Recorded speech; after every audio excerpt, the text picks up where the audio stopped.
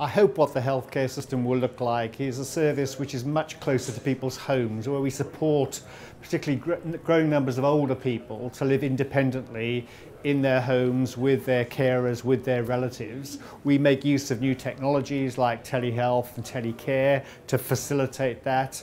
We place less reliance on care homes, nursing homes and hospitals. We use them for what they're intended, which is the provision of specialist care for people with acute needs.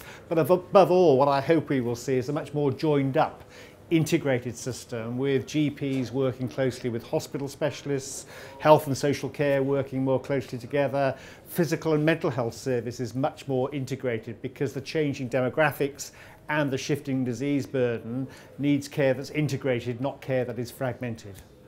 The big challenge is moving from where we are to where we need to be to address these shifting patterns of need and demand in the community.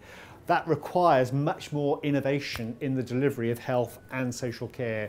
Innovation, in our view, at scale and at pace, changing the old models where they're no longer fit for purpose, and being willing to accept new models of care wherever they may come from, whether it's the third sector, voluntary sector organisations, or indeed from within the NHS itself. That requires two things. First of all, we must support NHS staff and social care staff to do things differently. They must be able to get off the treadmill, to have the time and the slack to think about how they can improve health and care, not just carrying on doing the day job. If we ask them to do that, this is not going to happen. And secondly, we must be more open-minded as to where those innovations will come from.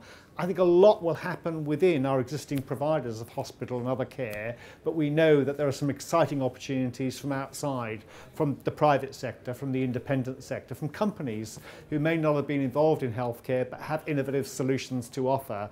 And the health and care system needs to be much more receptive to those innovations in care in future.